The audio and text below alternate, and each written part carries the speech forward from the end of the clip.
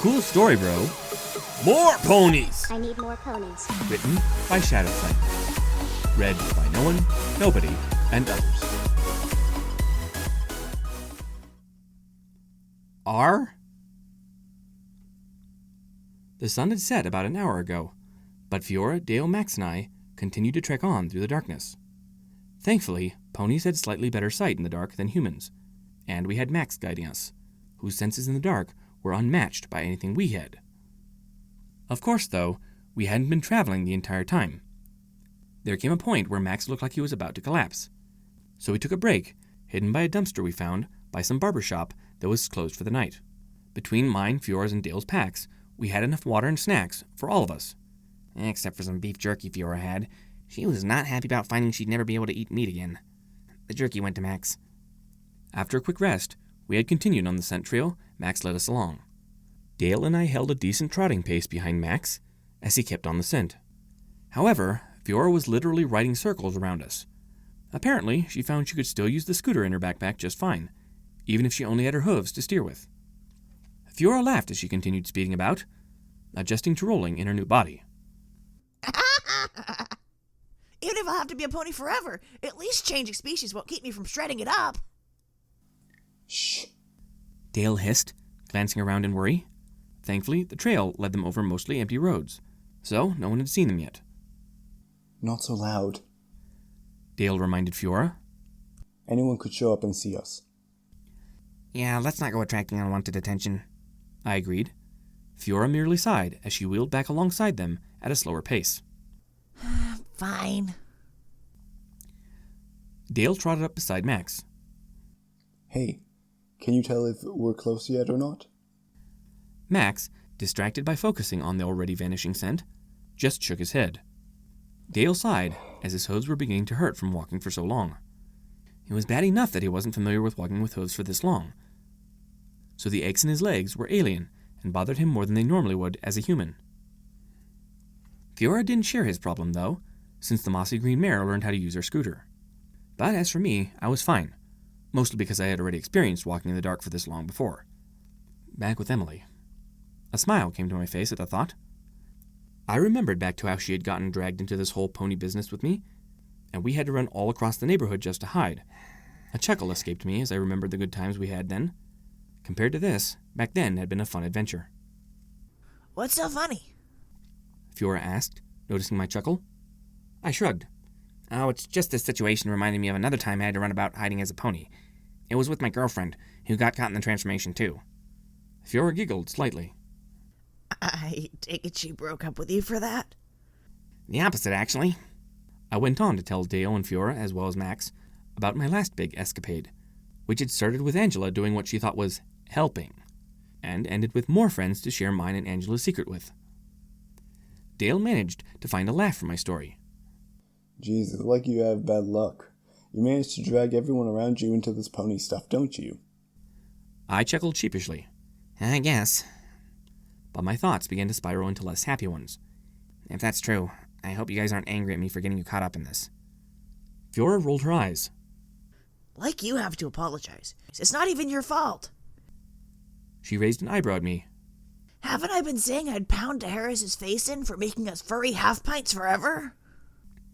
Dale held a small smile of his own. Yeah, we really can't blame you for something you didn't cause. That, at least, made me feel a little better. Right, thanks. But another thought kept nagging at my head.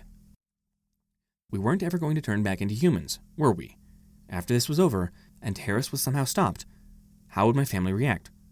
Would it be the same as every time I became a pony at home? What about Emily? Could we even keep our relationship going when I'd be a different species from her? I know she liked me as a pony as well, but could she stand it for longer than the moments we had together? Would she break up with me to find someone who's actually human? The thought filled me with worry, scaring me almost to tears. The thought of Emily leaving me was too frightening. What's that sound? Dale asked, his ears perked up. Max had already picked up on it, his eyes glancing towards the sky. All thoughts suddenly evaporated from my head, as I could hear it as well. It was a helicopter, and sounded like it was right above us. Suddenly, the dark street was illuminated by a massive spotlight. pointing directly down on top of us. Shielding my eyes, everyone glanced up in surprise as we saw a helicopter holding the spotlight slowly descend onto the street in front of us. Everyone stood tense as the whipping blades of the helicopter blew wind akin to a vortex around us. I seriously wanted to run, and I bet everyone else had the same idea in their heads. But the way this chopper suddenly found us couldn't have been a coincidence. Was it Teharis? Or was it, maybe, help? Soon, the helicopter landed, and while its blades still turned, ready to take off again, someone opened the side door and stepped out of the machine. It was a man in a black suit, who turned and approached us. From the light of the helicopter, he showed no surprise or any reaction towards seeing us. He simply called out, "Lyle Anderson, Dale Ford, Fiora Maywery." Confused, the three of us nodded, gathering around the man, including Max. Who are you?" I asked. FBI, he stated. "Now, if you will all come with me, we need to take you to a safer location." Hours earlier. Sweat trickled down Terrace's brow as he drove to his destination, his home. But, to his relief, the house was clear in the light of sunset. If they weren't here yet, that meant everything was going to plan. So far. Still, the warlock glowered as he parked and hopped out of the car. I knew I shouldn't have stayed to listen to those kids chat. Curiosity could have killed more than just the cat for my carelessness. Quickly, he made his way inside. As soon as he did, an excited gasp came from his daughter. "Dad, you're back!" McKenna came running to the door, arms wide open, to hug her dad around his legs. Tara stooped down to return the hug. McKenna pouted as she looked up at him. "Well, you're late, Dad. You said you were going to be home sooner." Despite the still-present worry in his gut, Terrace couldn't let it show. Instead, he smiled. "Sorry, sweetie, but I'll need to go again soon." "You're leaving?" McKenna whined. Terrace nodded. "Yes, Kenna, but when I go, I need you to do something for me."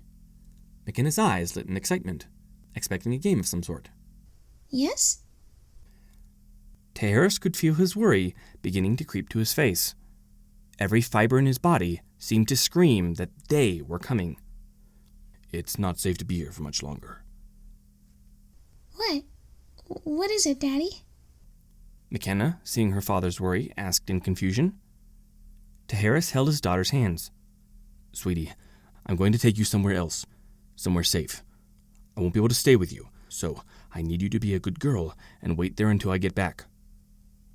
"Daddy, where are you going?" McKenna asked, worried. "I'll be fine," Teharis reassured her, "but I need you to be safe, Kenna. Can you be strong and wait for me?" McKenna stared at him open-mouthed. Even for a little girl, she could understand just how worried her dad was. Silently, she asked, "Like Mommy was?" That was the final chink in Teharis' mask. All at once, the worry covered his face, mixed with sorrow. Tears threatened to come to his eyes as he looked down at little McKenna. "Yes, sweetie. Be strong, like Mommy." McKenna began crying. "But I want to come with you. I want to protect you like Mom did." A pang of fear gripped Teharis' heart at those words. He shook his head. "No, sweetie. I need you to be strong and wait for me, okay?" Sniffling, wiping her eyes, McKenna slowly nodded. A small smile came to Teharis' face as he pulled McKenna into another hug, holding her head close to his. "That's my good girl." She held onto him tightly with her small arms as Teharis' hand felt her long hair. It was just like her mother's. McKenna had always looked more like her mother, making it impossible for Teharis to forget how beautiful she had been. Suddenly a twinge shot through Teharis' body, and he jerked his eyes up in shock. "They're here. I didn't think they would find this place so quickly." He whispered to McKenna, "Be strong. I will come find you as soon as I can." Before she could answer, Teharis snapped his fingers and his daughter vanished. Not a moment later, the front door burst open as several armored men broke it down. "FBI! Breach and clear!" As soon as Teharis turned to face them, he found himself staring down the barrels of almost every gun they held. More shouts and loud bangs rolled through the house as more armed men forced their way in. Freeze! Hands where I can see them! Harris stayed down on his knees, but every trace of worry was gone from his face. McKenna was gone, in a place no one else would find her, except only himself. As long as no one could take the one important to him, the warlock had nothing to fear. He gave no retaliation as he was surrounded by FBI officers, not even drawing upon his reserve of magic. But apparently, they weren't taking any chances. Harris suddenly found 2 bolts shot into his chest, attached to wires. With a quick jolt of electricity, his vision faded to black as unconsciousness overtook him. I'd never actually ridden in a helicopter before, but I found it was actually very enjoyable, though I would have enjoyed it better if they didn't confiscate my bag. Or better yet, I would have enjoyed it if I even knew where Mr. FBI Man was taking us. But from looking out the helicopter's cockpit, I could tell it wasn't anywhere near civilization, as the lights of any city or town nearby disappeared into the night behind us. Pretty soon, however, out in almost the middle of nowhere, the helicopter slowed near a densely wooded area of wilderness, with only moonlit trees below us. Soon we descended, and, to my surprise, the trees were only a cover for a facility beneath it. It was as if the trees themselves had moved to make way for the helicopter landing. We were now outside of a stone building, one that looked more like a bunker than anything else. But I couldn't see most of it because of the darkness and the dense vegetation surrounding it. The doors to the helicopter opened, and all of us hopped out, the man in the suit leading us along. Whoa. Dale stared at trees surrounding the stone building, amazement on his face. Those trees must be at least 40 years old. How could they build something like this so long ago and still have all these plants covering it? Where are we? Fiora demanded to the man we were following. A rumble came from the building as we approached it, and a wall of it sank into the ground to reveal an entrance. The man motioned for us to go inside, keeping an extra close eye on Max, thinking the dog might run off like most dogs do. We are at the headquarters for a special subsection of the FBI. Like that helps. She muttered in reply. Why are we here? Your questions will be answered soon. Please be patient.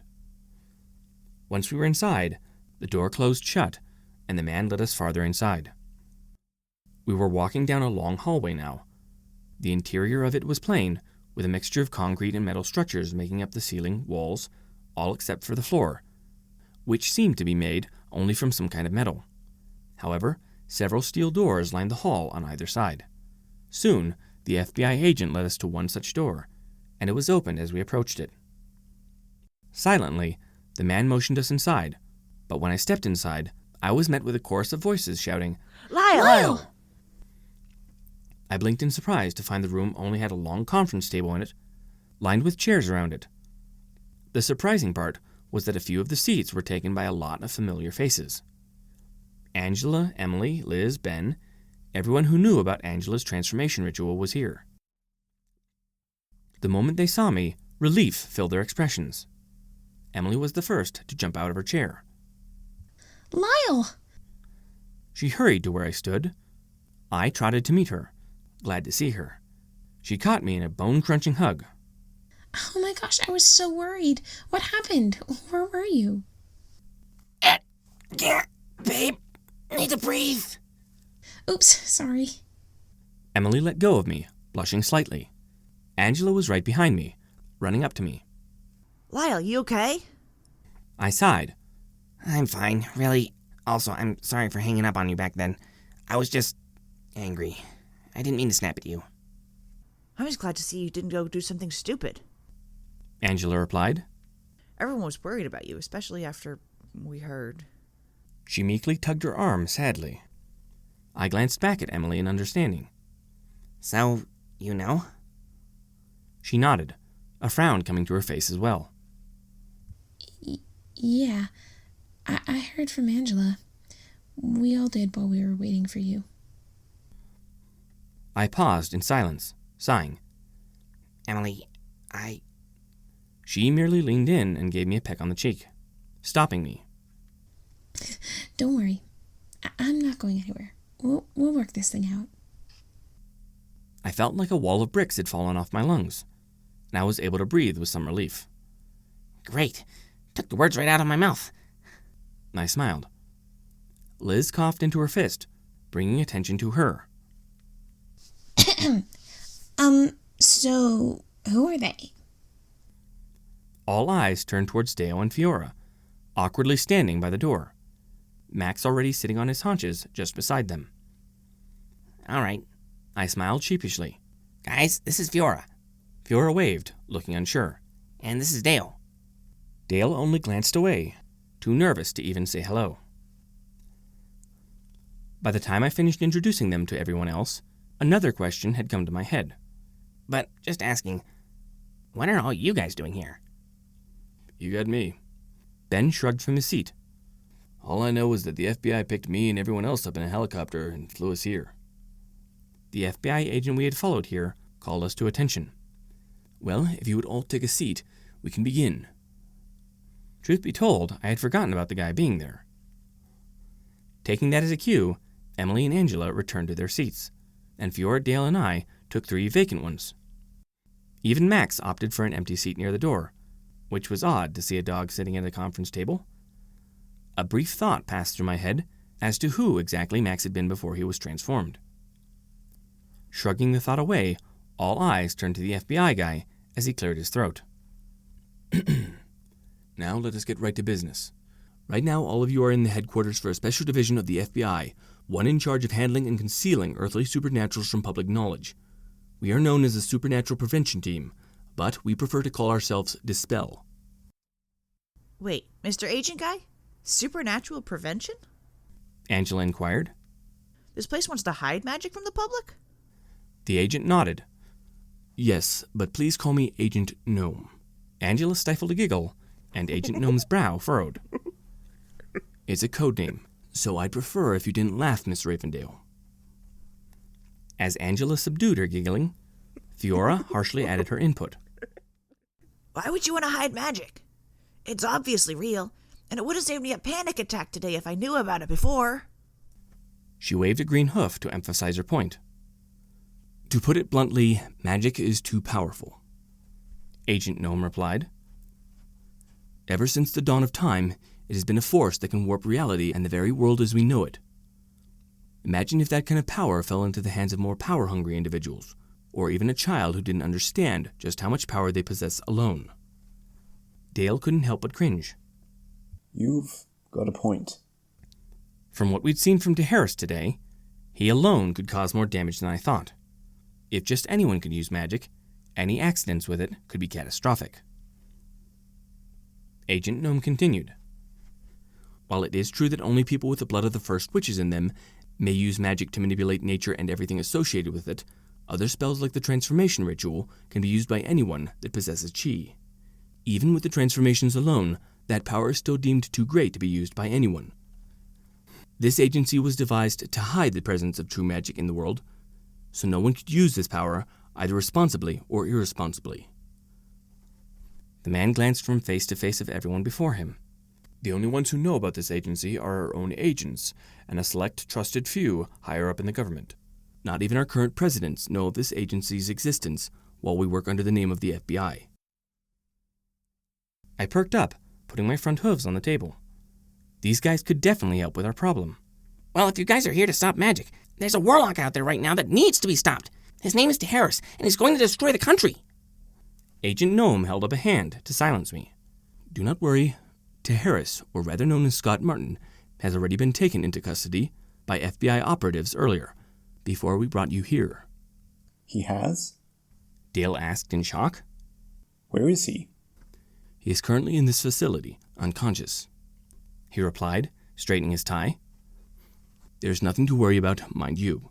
He'll be detained in a way where he'll be unable to use his magic, similar to cryosleep, for the moment anyways. He glanced towards my direction. However, we had detained him for using magic to attack a museum, and transforming 5 innocents, including 1 guard. Oh wait, there were 2 others. Fiora blurted out. Where are they? Agent Gnome glanced at her, annoyed that he'd been interrupted. Rest assured, they've already been found by us, and are being taken care of until we solve this matter. He cleared his throat. But, as I was saying, we never heard of any threat Harris had against the country. Would you care to explain more into detail on that? I rubbed the back of my head sheepishly. Well, besides the fact he said the country would be destroyed by tomorrow, I don't really know anything else. Sorry. Very well. Not that it was too important anyways. Harris has been arrested, and that's all that matters. He looked around the table. However, now I have something else I have to speak with you all about. The tone in his voice sounded more serious than when he was talking about Harris. That couldn't have been good. What is it? Angela asked, unsure. Apparently, she had picked up on his tone as well. The agent glanced towards the 3 ponies in the room. I'm assuming you 3 know the spell put on you was designed to be eternal, to never dispel until you have no chi left. I nodded. Yeah, I've been wondering. Couldn't we just cut off our flows of chi, or just get rid of enough chi to stop the transformation? Agent Gnome shook his head.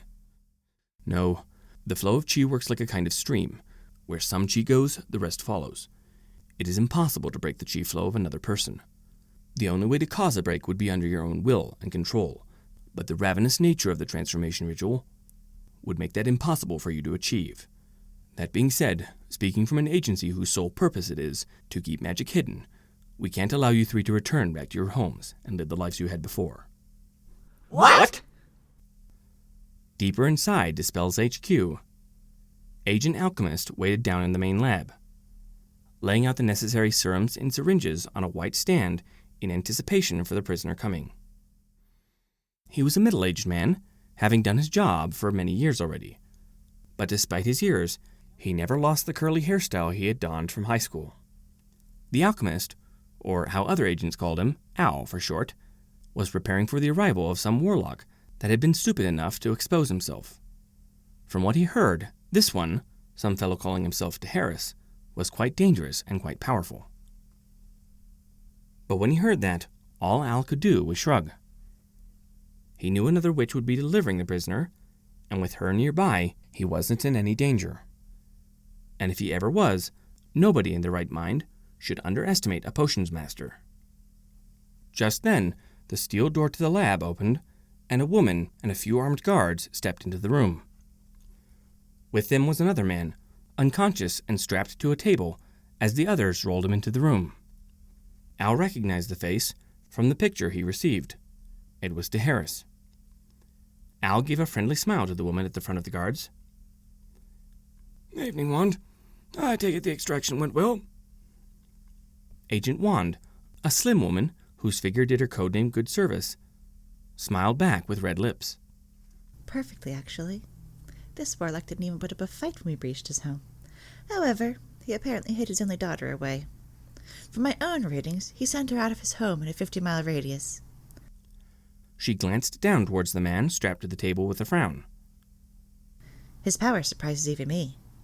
We still have teams searching for the girl, but nothing has been found yet. Al merely shrugged as he picked up the first syringe. Oh, well, can't apprehend them all. He chuckled to himself for a moment before clearing his throat. It's not like this guy's going anywhere, or even going to be awake for that matter. He laughed again. If he was, I'd tell him how hilarious I thought it was that he used the transformation ritual to turn people into ponies. Ponies. I bet the looks on their faces were the best. Glad you liked it, a low voice grumbled. Startled, Al glanced down at the apparently conscious man, only to feel a gloved hand touch his chest. Suddenly, a sharp pain ran through his body as his legs buckled and began to change with the alchemist screaming. Freeze! Agent Wand shouted as the guards with her lifted their guns towards Harris on the table. Electricity danced through Wand's fingers as she launched a spell to subdue the man, but before it even hit him, Harris had vanished. The next moment, she was pushed aside by a gloved hand, and her body screamed as the transformation took effect. The other guards shouted, one trying to pull up a radio to call in the situation. But none of them got the chance to fight back, as Taharis popped between all of them quicker than smoke through vent. Soon, all of them collapsed to the ground, screaming as fur sprouted across their bodies and they shrank slightly beneath their clothes. In only moments, Taharis stood in the middle of the underground lab, his glove shimmering slightly with the power on his hand. With a look of satisfaction, he glanced at his handiwork. A rose-colored unicorn mare, with a mane the color of dandelions, groaned where she lay in the corner. A sandy earth pony in a lab coat with a lime mane was sprawled beneath his clothes that no longer fit him, and 3 other ponies lay on the ground, buried mostly from visibility by their protective gear and equipment. Not an alarm had been sounded, and no one else knew of his escape. Yet. Taharis smiled to himself. With a snap of his fingers, his black overcoat covered his shoulders once more, just like how he had called his glove back to his hand just moments ago. Another snap, and his mask covered his face once more. It was time to make use of this element of surprise he had acquired. With a smirk, he walked out of the lab. Now we begin.